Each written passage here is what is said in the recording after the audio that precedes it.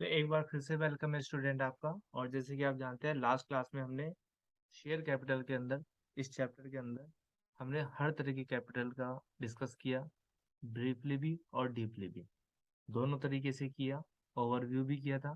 तो लास्ट की क्लास बहुत ज़्यादा इम्पोर्टेंट हो जाती है। तो अगर आपने अभी तक नहीं देखी तो पहले उसको देखकर, है ना, दोबारा से ये देखनी है।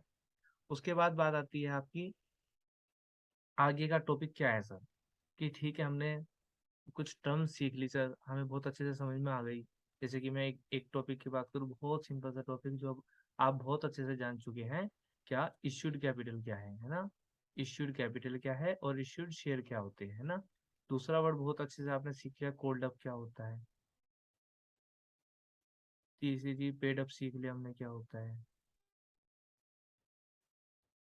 और क्या सीख लिया हमने, सब्सक्राइब कैपिटल सीख ली। और क्या सीख लिया भाई हमने, हमने ये भी सीख लिया कि कुछ कॉल्स होती हैं और उन कॉल्स के कुछ नाम होते हैं। और हम उनको बेसिकली लास्ट क्लास तक समझाने के तौर पर हम एक तरह से इंस्टॉलमेंट बोल रहे थे। क्या बोल रहे थे हम, इंस्टॉलमेंट बोल रहे थे। तो बेटा वीडियो बंद करो वारिस।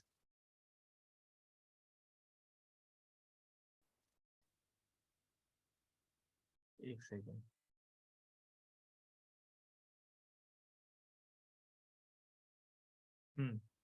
तो हमने सारे टॉपिक बहुत अच्छे से कवर अप कर लिए थे और सीख भी लिया था क्या डेप्थ है।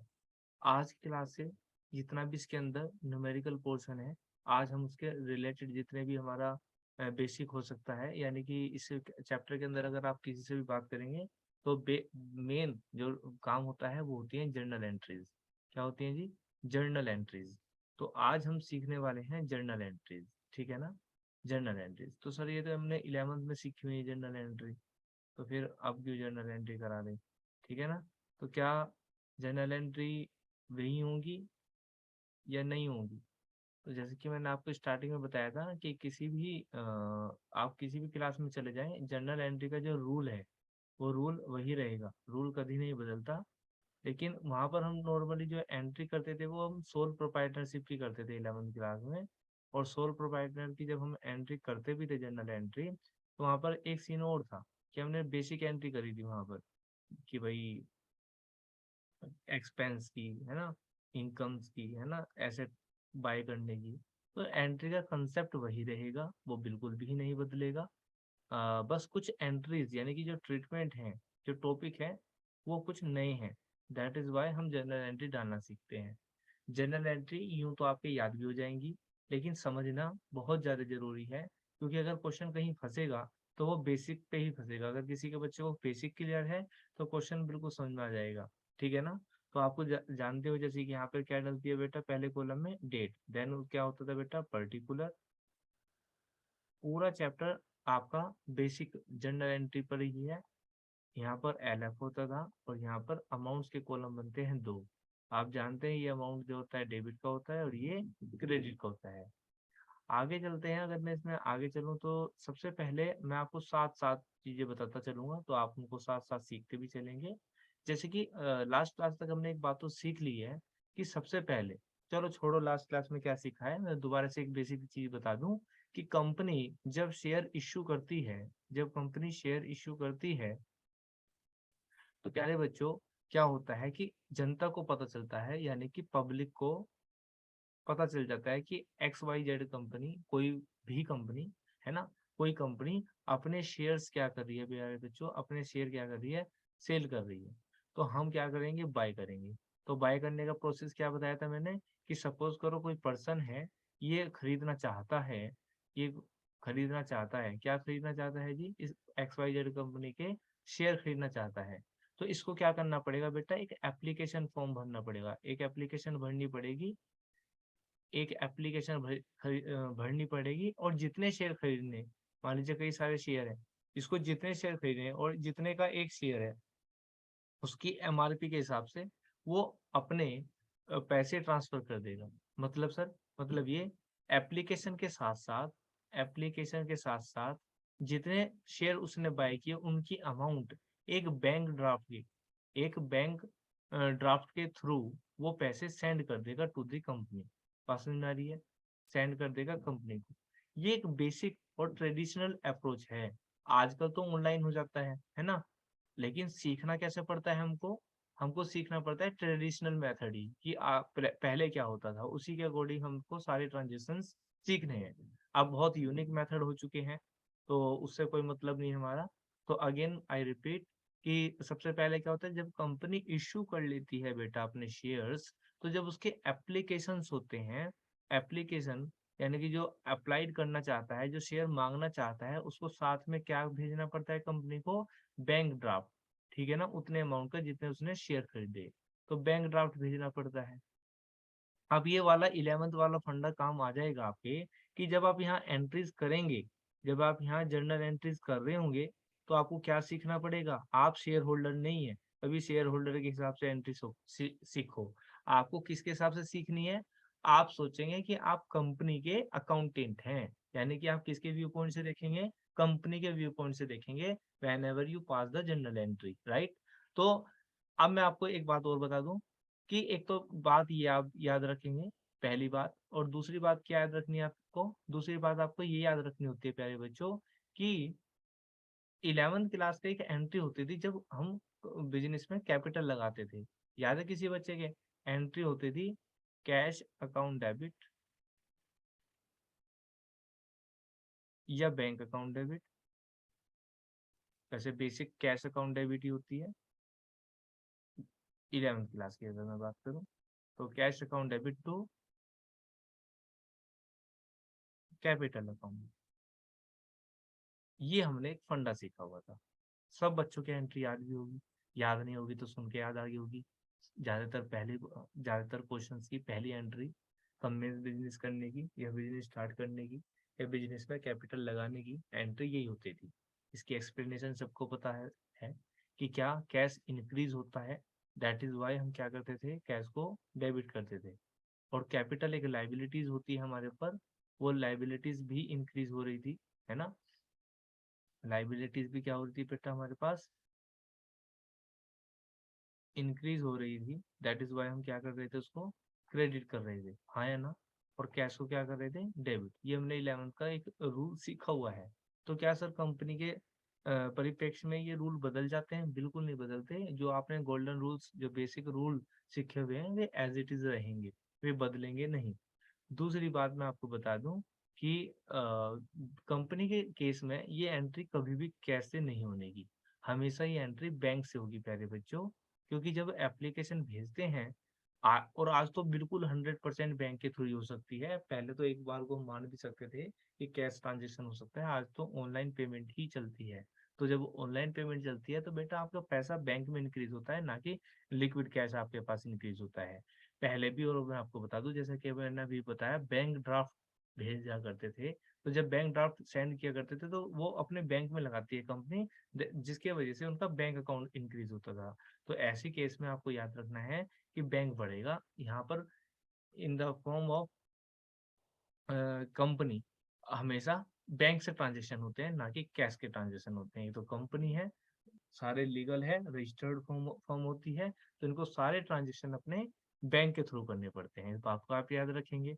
दूसरी बात क्या सर, यहाँ पर यही एंट्री डाल लेंगे हम पहली कि cash account debit to capital account? तो नहीं, बेसिक फाइनल एंट्री तो यही डलेगी। मैं आपको प्रूव कराऊंगा, दिखाऊंगा इस बात को। लेकिन इतना आसान नहीं है ना? कान सीधा नहीं पकड़ना। इसमें क्या होता है, कान घुमा के पकड़ा होता है। ऐसा क्यों सर? ऐसा इसलिए क्योंकि तरीका भी कुछ अलग है भाई।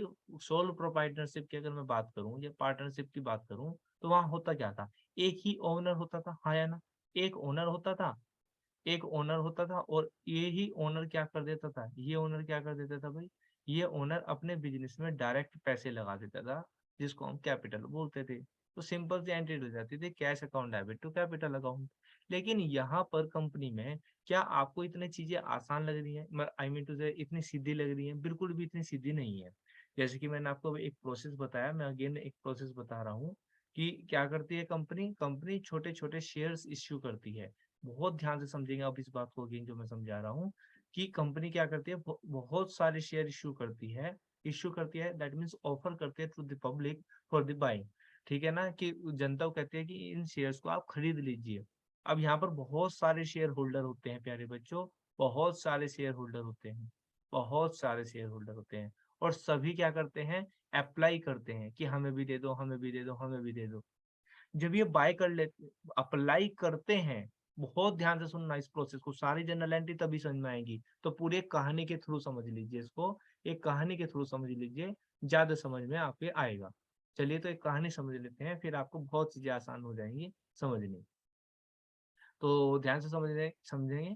कंपनी क्या करती है, एक कंपनी होती है, सपोज करो ये आपकी एक कंपनी है, ठीक है, ये कंपनी है प्यारे बच्चों, इसको ऐसे मान लीजिए ये कंपनी है, ठीक है ना, ये कंपनी है हमारी, और इस कंपनी में क्या होता है, इस कंपनी में क्या हो रहा है, ये कंपनी शेयर इशू करने जा रही है।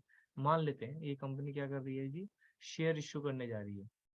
और इस कंपनी ने क्या करा, जैसे आप इतना प्रोसेस तो सीख ही गई, कई बार रिपीट हो गया, कि कंपनी ने शेयर इश्यू करने का मतलब होता है एडवर्टीज कर दिया। शेयर इश्यू करने का मतलब हो गया कि कंपनी ने एडवर्टीजमेंट कर दिया कि हमारे शेयर जो खरीदना चाहता है वो खरीद लीजिए।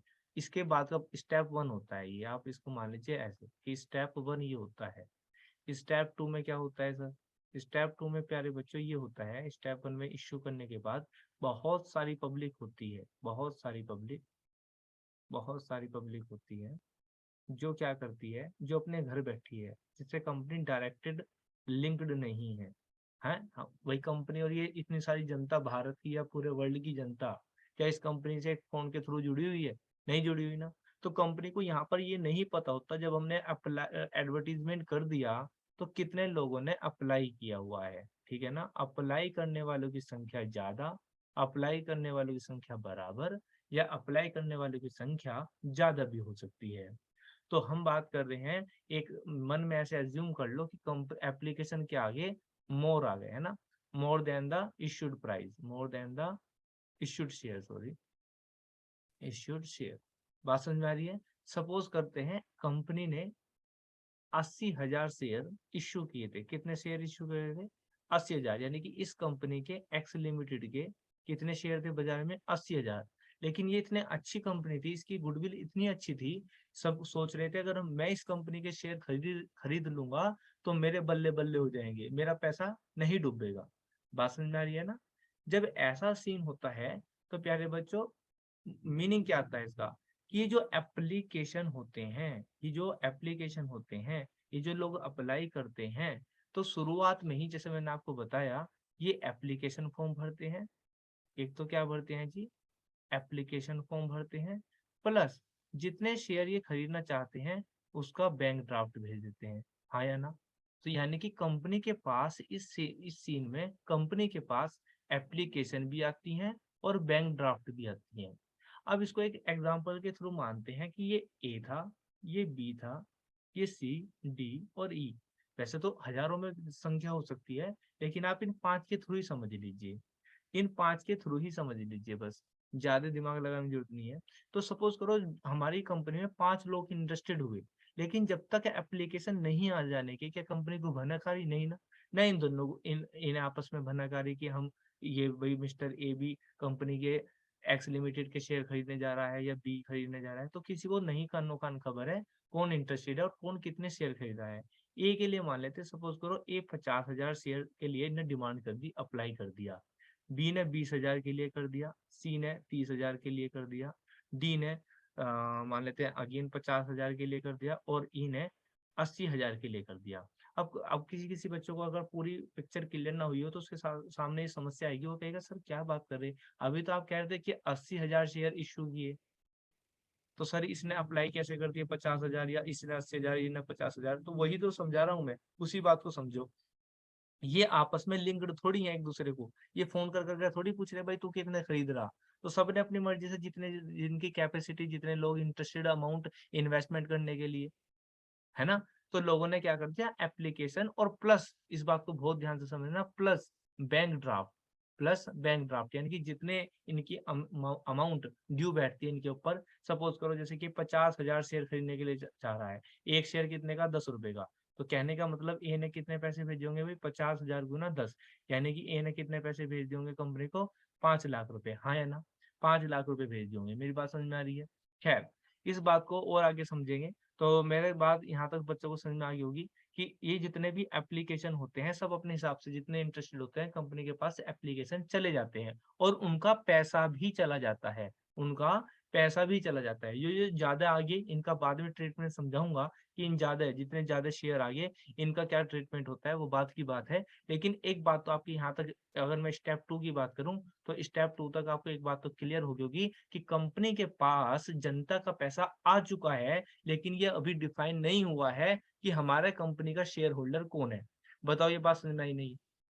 भाई ये थोड़ी पता है अभी बी को हम शेयर देंगे ही देंगे, सी को देंगे या डी को देंगे या ई को देंगे या ए को देंगे या सबको देंगे। अभी हमें नहीं पता ना, अभी तो सिर्फ अप्लाई किया है। क्या किया है जी? अभी तो सिर्फ अप्लाई किया हुआ है। अब ये कैसे पता चलेगा? कंपनी बाद में अलॉट करती है, दैट इज कॉल्ड स्टेप 3। उसी को बोलते हैं स्टेप 3। क्या बोलते हैं? Step 3, allotment. कंपनी क्या करती है जी? शेयर्स का अलॉटमेंट करती है। ठीक है जी। हजारों एप्लीकेशन आ गई कंपनी के पास, देखा जाए तो 50 और 20, 70 और 30, 1 लाख और 1 लाख और 50, 1.5 लाख और 1.5 लाख और 80 हजार। तो देखो ना, 2,30,000 रुपए, 2,30,000 शेयर की एप्लीकेशन आ गई, जबकि कंपनी के पास देने को क्या है? सिर्फ 80,000 शेयर। हाँ हाँ या ना? तो समझ में आ रही होगी मेरी बात। तो कंपनी ये डिसाइड करती है बाद में कि किसको शेयर देने हैं और किसको नहीं देने हैं और किसको कितने देने हैं, ये भी मैटर करता है। तो उस पूरे प्रोसेस को जब कंपनी डिफाइन कर लेती है कि किसको कितने शेयर देने हैं, दैट इज, और किसको देने हैं, इस स्टेप को बोलते हैं अलॉटमेंट। क्या बोलते हैं जी इसको? अलॉटमेंट। तो ये जो अलॉटमेंट है, इसके ही बाद आपके असलियत में पता चलता है who is the real share holder. Who is the real share holder. तो ये बात समझ में आई आपको कि शेयर होल्डर कौन होगा? शेयर होल्डर वो होगा जब कंपनी उसको शेयर अलॉटेड कर देती है, अलॉटमेंट कर देती है कि हाँ भाई ठीक है, तेने मांगे थे शेयर, तेरी भी एप्लीकेशन आई थी, लेकिन हम तुझसे खुश हैं और हमें लगता है कि तुझे शेयर दे देने चाहिए। वो कुछ भी रीजन हो सकता है, अभी उसका न्यूमेरिकल से हमारा कोई मतलब नहीं कि कंपनी कैसे डिसाइड करती है किसको देना है, ये सब बात के टॉपिक है हमारे। तो कंपनी जिसको दे देती है शेयर, दैट इज कॉल्ड, क्या कहलाता है वो? शेयर होल्डर कहलाता है। अब बात आती है कि जब जर्नल एंट्री डालेंगे तो सबसे पहला अगर मैं बात करूं आपको स्टेप 1 और स्टेप 2 की, तो पैसा आ रहा है या नहीं आ रहा है बताओ मुझे? स्टेप 1 में यहाँ पर बैंक ड्राफ्ट भी तो आया एप्लीकेशन के साथ। जब बैंक ड्राफ्ट आया एप्लीकेशन के साथ, तो इसका मतलब यहाँ पर हमारे पास पैसा आएगा, मनी आएगी। बैंक क्या होगा एक तरह से? बैंक क्या होगा जी? बैंक हमारा इंक्रीज होगा, है ना? लेकिन अगर आप ईमानदारी से कह दें कि सर ये बैंक इसलिए बढ़ा क्योंकि हमारे पास छोटे छोटे टुकड़ों में कैपिटल आ रही, हमारे छोटे छोटे टुकड़ों में क्या आ रही है? कैपिटल। तो ये कहना थोड़ी सी जल्दीबाजी होगी, ये कहना गलत होगा। हाँ या ना?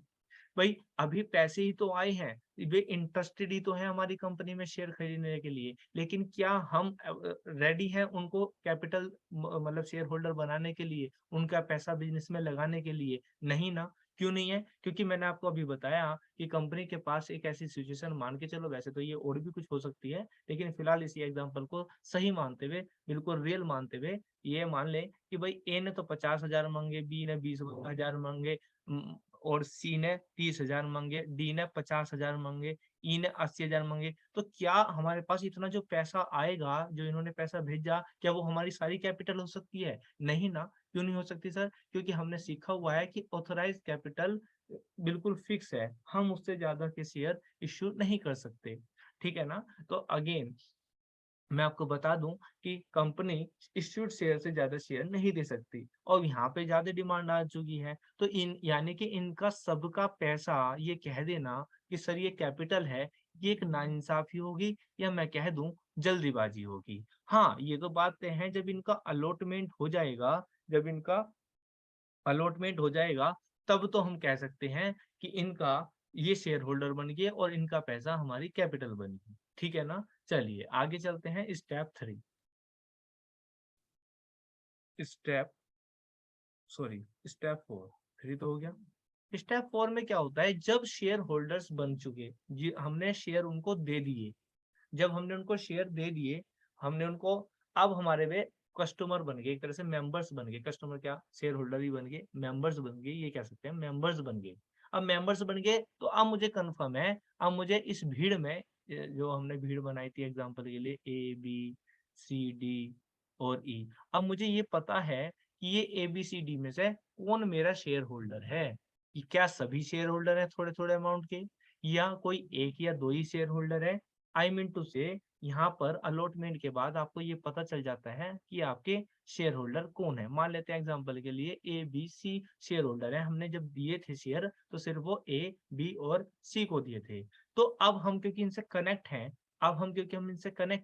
तो हम क्या कर सकते हैं, इसको डिमांड कर सकते हैं। हम इनसे डिमांड कर सकते हैं किस चीज की, कि भाई अब आने वाली इंस्टॉलमेंट जो है आप उनका पैसा दे दीजिए, हाँ या ना। आप उनका पैसा क्या कर दीजिए, हमें पैसा दे दीजिए, तो डिमांड कर सकते हैं। और वो डिमांड कहाँ से स्टार्ट हो जाती है, आपकी अलॉटमेंट से ही स्टार्ट हो जाती है। पहली कॉल का नाम क्या होगा, जो हम मांग सकते हैं, मांगने को क्या कहेंगे, कॉल कहेंगे। क्या कहेंगे, कॉल। हम इनसे पैसा मांग सकते हैं, क्योंकि अब हमें पता चल गया कि एक्चुअली में हमारे शेयर होल्डर कौन है। तो अब हम उनसे उतना ही पैसा मांगेंगे जितना उनका पैसा बैठता है। तो उसका पहली इंस्टॉलमेंट आ जाती है जिसको हम मांगते हैं खुद से, अलॉटमेंट। उसके बाद फर्स्ट कॉल, और उसके बाद second call, second and final call. तो ये हमें पता होता है, हाँ या ना। अगेन मैं एक क्वेश्चन अगर आपसे पूछूं कि क्या एप्लीकेशन के टाइम पे जब कंपनी शेयर इश्यू करती है तब भी उसको पता होता है कि हमारे शेयर होल्डर कौन है, कि वो मार्केट में जाके फोन करके उनको कह सकती है कि पैसा भेज दो? ये सुन नो, नॉट पॉसिबल ना, पॉसिबल ही नहीं है, क्योंकि अभी हमें ये पता ही नहीं कि कौन हमारे कंपनी में इंटरेस्टेड है। तो इसीलिए ऐसा नहीं होता कि कंपनी क्या करे, स्टार्टिंग से ही, यानी कि एप्लीकेशन पर ही डिमांड कर दे। लेकिन डिमांड कहाँ से स्टार्ट हो जाती है भाई, अलॉटमेंट के थ्रू ही डिमांड स्टार्ट हो जाती है। कंपनी उनसे पैसा मांग सकती है कि भाई इतना पैसा दे दीजिए। ठीक है, अगर आपने प्रोसेस सीख लिया है तो ये मान के चलिए अब जर्नल एंट्री आपको बहुत अच्छे से क्लियरली समझ में आएंगी। तो सबसे पहली एंट्री, जैसे कि मैंने आपको अभी बताया कि कंपनी के पास क्या आ रहा है, सबसे पहले कंपनी के पास एप्लीकेशन के साथ साथ कैश भी आ रहा है। और वो कैश किसकी फॉर्म में आ रहा है, बैंक ड्राफ्ट की फॉर्म में आ रहा है। और बैंक ड्राफ्ट की फॉर्म में आने का मतलब है बैंक इंक्रीज होगा। और हमारा जो नॉर्मल रूल है कि बैंक बढ़ता है तो डेबिट करते हैं, दैट इज वाई हम पैसा बैंक अकाउंट को डेबिट करेंगे। तो एंट्री डलेगी, पहली entry bank account debit, bank account debit to share, to share. अच्छा, यहाँ पर अगेन मैं एक बात बता दूं आपको, जैसे मैंने आपको स्टेप में बता दी कि यहाँ पर टू शेयर कैपिटल नहीं लिख सकता मैं, टू शेयर कैपिटल अकाउंट नहीं लिख सकता। सभी को क्लियर है ना, क्यों नहीं लिख सकता? मैं इसलिए नहीं लिख सकता क्योंकि अभी तो अप्लाई किया है लोगों ने, मुझे क्या पता मैं उनको अलॉटमेंट शेयर दूंगा उतने शेयर या नहीं दूंगा। यहाँ तो लोगों का सिर्फ पैसा आया है, अभी मैं उसको कैपिटल में नहीं सेंड कर सकता, क्योंकि जनता ने तो ज्यादा भी मांग सकते हैं, जनता तो कम भी मांग सकती है। तो अभी इस बात का क्या पता, हाँ या ना। एग्री है इस बात से सभी बच्चे? तो इसलिए हम इसको यहाँ पर शेयर कैपिटल बिल्कुल भी नहीं लिख सकते हैं।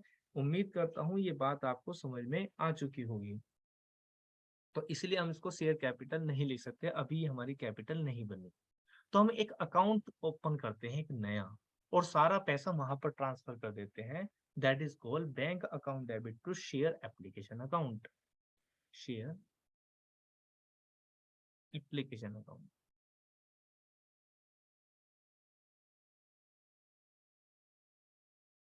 To share application account.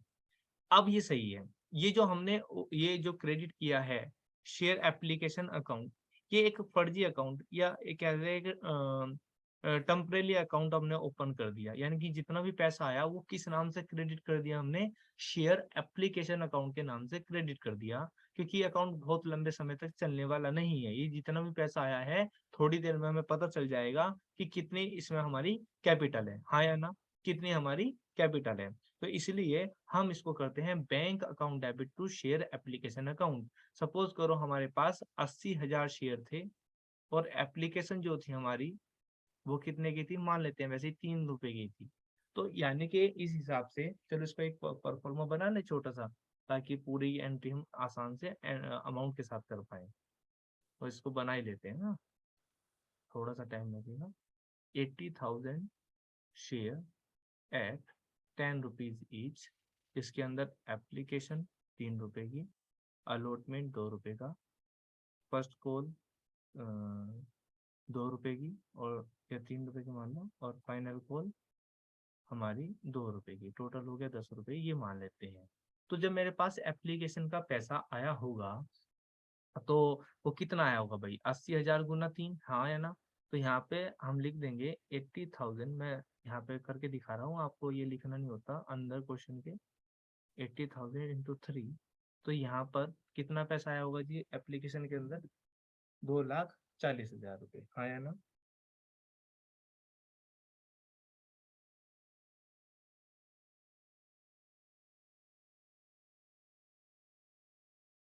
और इसकी नरेशन डाल देंगे अब हम, being share application money receive, यानी कि एप्लीकेशन के जो शेयर की मनी थी वो हमने रिसीव कर ली है। ये हमारी पहली एंट्री बनती है। लेकिन जैसे मैंने आपको अभी बताया एक कहानी के थ्रू, कि बेटा ये एप्लीकेशन जो है हम एक टाइम पर डिफाइन कर लेंगे कि किनके पास ये पैसा जाएगा और कितने हमने उनके शेयर मान लिए हैं। तो ये जितना भी हमने पैसा अभी क्रेडिट किया था, कौन से अकाउंट में क्रेडिट किया था प्यारे बच्चों, शेयर एप्लीकेशन में, इस अकाउंट को खत्म कर देंगे, क्योंकि सारा पैसा फाइनली हमें कहाँ भेजना होगा, सारा पैसा हमें ट्रांसफर करना होगा कैपिटल अकाउंट में। क्योंकि ये पैसा रियल में आया किस बात के लिए भाई, छोटे छोटे शेयर खरीदे थे, वो हम क्यों मंगाना चाह रहे थे वो पैसा, कैपिटल की फॉर्म में। तो इसलिए अब हमको डिफाइन कर देंगे कि ये हमारी कैपिटल बनेगी। तो कोई भी अकाउंट अगर आया है तो उसको, सॉरी, कोई भी दुनिया में आया है तो उसको जाना होता है, ऐसे अकाउंट में है, कोई भी अकाउंट नया ओपन होता है तो उसको क्लोज भी करना होता है, वो खत्म भी होता है कभी ना कभी तो। और उसे खत्म करने के लिए एक सिंपल सा ब्यूटी सा है ना, बहुत ही सुंदर सा एक रूल है अकाउंट का, कि अगर कोई अकाउंट क्रेडिट करके ओपन हुआ तो वो डेबिट करके खत्म होगा, कोई अकाउंट डेबिट करके ओपन हुआ तो क्रेडिट करके खत्म हो जाएगा, रिवर्स करके। तो ये अकाउंट शेयर एप्लीकेशन ओपन कैसे हुआ था, क्रेडिट करके, तो मुझे खत्म करना है इसको, तो मैं क्या कर दूं इसको, डेबिट। तो मैं यहाँ पे लिखूंगा share application account debit to. अब एक्चुअली में मैंने क्या मान लिया, अब मैं ये सारा पैसा कहाँ ट्रांसफर कर रहा हूँ, रियल अकाउंट में, यानी कि जो मैं चाहता था, टू शेयर कैपिटल अकाउंट। आया समझ में? तो उम्मीद करता हूँ ये समझ में आया होगा, ये दो एंट्री कैसे अस्तित्व में आई। तो being share application money transfer to, कहाँ ट्रांसफर कर दिया हमने, शेयर कैपिटल अकाउंट।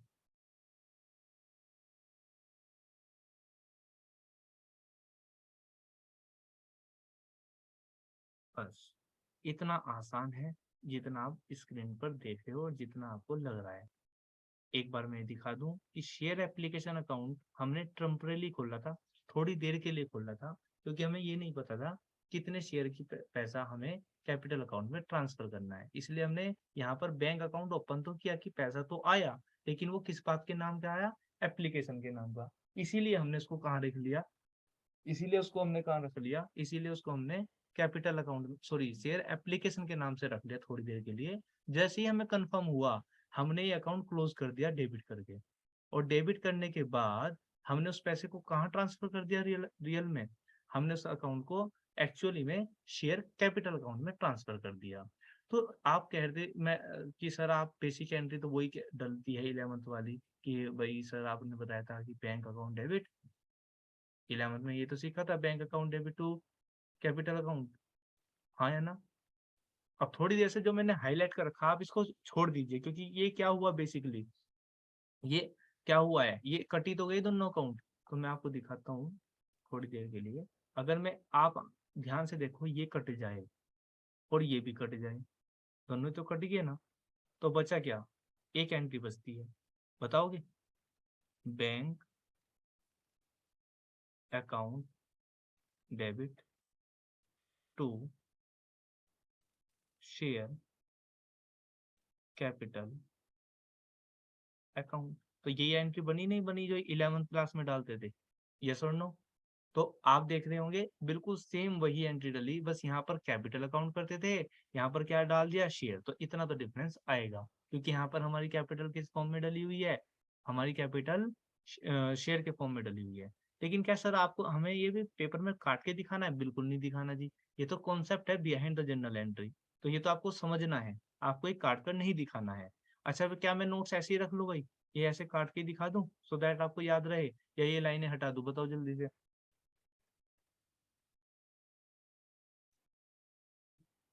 बोलो भाई, बिल्कुल सांप सूंघ आ गया आज।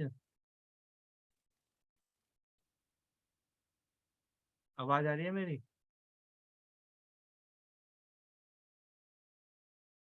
आवाज आ रही है? हेलो?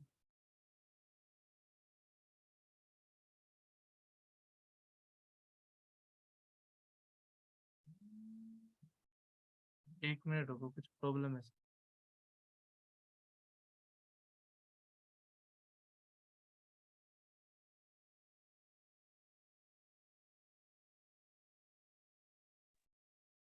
ठीक है, एक टेक्निकल प्रॉब्लम है कि आपके माइक बंद है शायद, है ना? मैं भी सोच रहा आज तो बिल्कुल ठीक है। माइक बंद है, कोई बात नहीं, माइक बंद ही रहने तो। ठीक है, मैं समझ गया।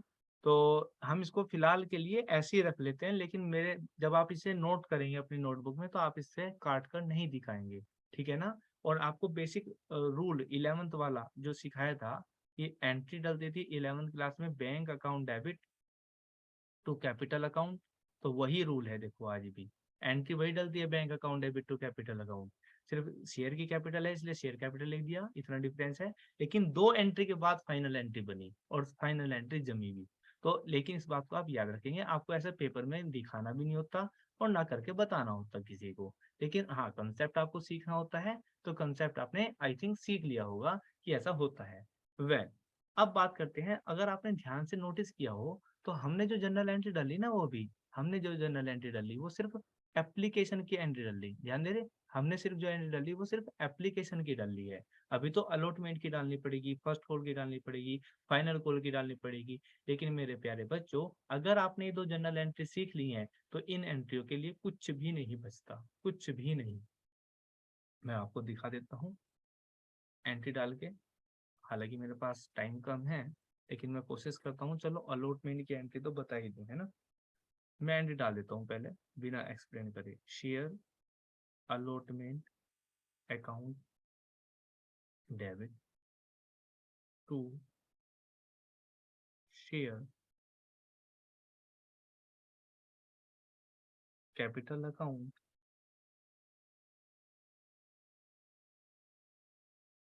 Being allotment money due. और अलॉटमेंट की ही दूसरी एंट्री, जो पार्ट दूसरा डलेगा, वो डलेगी प्यारे बच्चों, bank account debit to share allotment account being allotment money receive.